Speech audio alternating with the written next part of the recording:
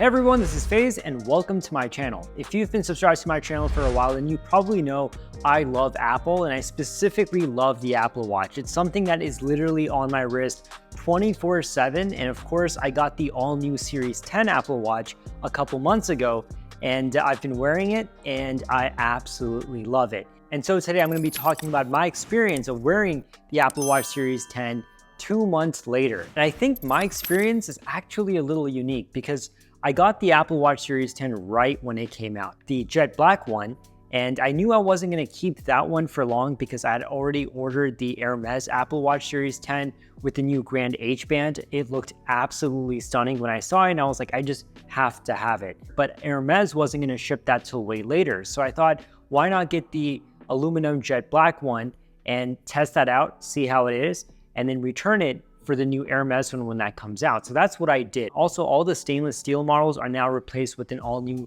polished titanium model, which now comes in natural titanium, gold titanium, and black titanium. And if you want the classic silver polished look, you can no longer get that. So Hermes, on the other hand, is the only one that's selling a silver titanium Apple Watch. And I love silver. You know, that's something that I don't really know why Apple doesn't give an option for anymore. But if you really, really want silver, you might have to look at Hermes. And if you saw my initial review, I really liked it for that thin and light form factor. And I really like that larger display. I am someone who has a small wrist, but I really like a larger display when it comes to my Apple Watch because I like the fact that I can view more content, I can read more text. You know, it's much better to type on the keyboard as well when it comes to sending messages. And I'm really trying to not use my iPhone for just basic communication. I'm trying to use my Apple Watch as much as I can throughout the day. So that larger display does come handy. But like I said, when I got the Apple Watch Series 10 initially,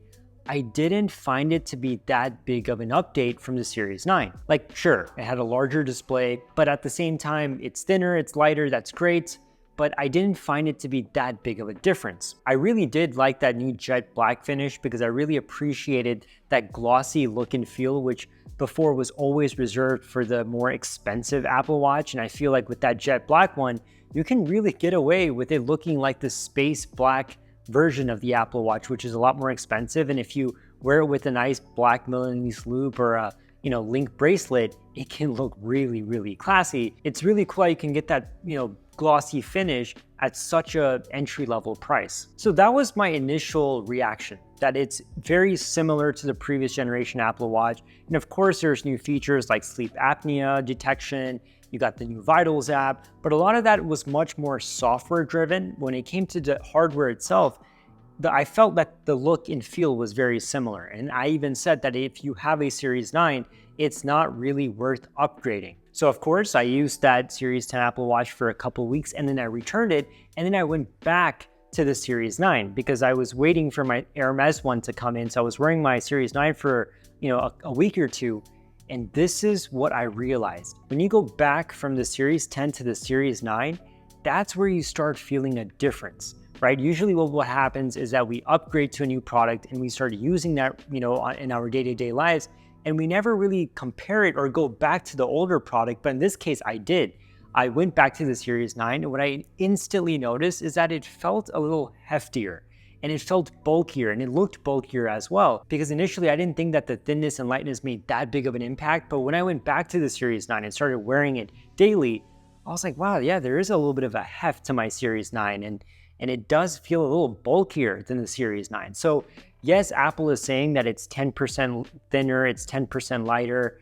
But that does make a difference because when you are wearing something on your wrist all day long, that makes a huge impact. And Apple didn't just make it thinner and lighter and gave it a bigger screen. They also gave a wide-angle OLED display. Now you might be wondering, why is that necessary? Well, if you look at traditional watches, you're not always looking at it like this. You're not always flipping your wrist to see the time. Sometimes, let's say you're typing something on your keyboard as you're doing work and you just want to quickly see what time it is. You can now do that because it's a wide-angle OLED display. It gives you a better viewing angle so that you can see what the time is. And also now the Apple Watch has a refresh rate of just 1 Hertz when it's on the always on display. So now you can even see the second hand move, across your display, which is really, really neat. And that's something that you are so used to when it comes to a traditional watch that it only makes sense that you can see that on the always on display as well. It kind of brings it to life more. So I really like that as well. Now, in my initial review, I kind of also talked about the bezel and how I wish that Apple had slimmed down the bezels. But to be honest, after using the Apple Watch Series 10 for a while, that's something that I don't really think about anymore. And also what I noticed is that it felt like the bezel was thicker. And I don't know if I'm the only one that thinks this, but it felt thicker on the jet black one than it does on this polished, silver titanium one. And the reason behind that is because it's a jet black finish and it's all black and the bezel is black, it makes it look thicker, right? But when I look at this, I see more of that silver polished titanium look, right? So I can differentiate where the screen ends and where the bezel begins. Whereas if you look at the jet black one, the display, the bezel, and the whole jet black finish all kind of turns into one thing, which some may like, but it makes it appear as if the bezel is thicker than it really even actually is. So that's just something I noticed. If you go for the jet black one, the bezels look thicker. Now, once again, I would still want Apple to reduce the bezels, but it's not making as big of an impact as I initially thought it would. And I know when it comes to the design, everybody was kind of expecting Apple to give this massive redesign, right?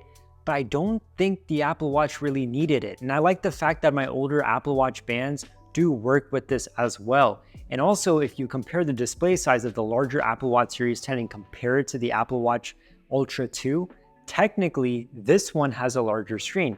Yes, that's a 49mm watch and this is a 46mm watch, but if you put them side by side, the Apple Watch Series 10 actually has more viewing space. So you get more content to view than that of 8 Ultra 2. So it's a smaller form factor, but larger display, and I'll take that any day. Another feature that I really didn't think I'd like so much, but I really appreciate it now is the fact that you can listen to your podcast and music without the need of it being played on your phone or your AirPods. It plays directly in the built-in speakers of your Apple Watch. From the classroom to the workplace, we'll explain what Amazon's decision to call work. Once again, I never thought that would make a difference because, I'm like, who wants to listen to stuff on the watch, right? But there's so many times where I'm doing stuff and I don't necessarily need my AirPods with me.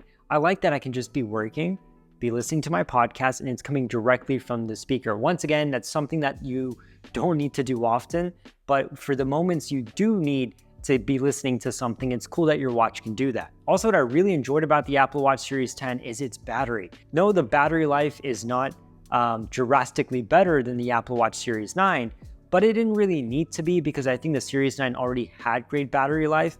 Sure, I would have liked to see an improvement on it, but then again, what I really appreciate about the new Apple Watch Series 10 is that it charges really, really quickly.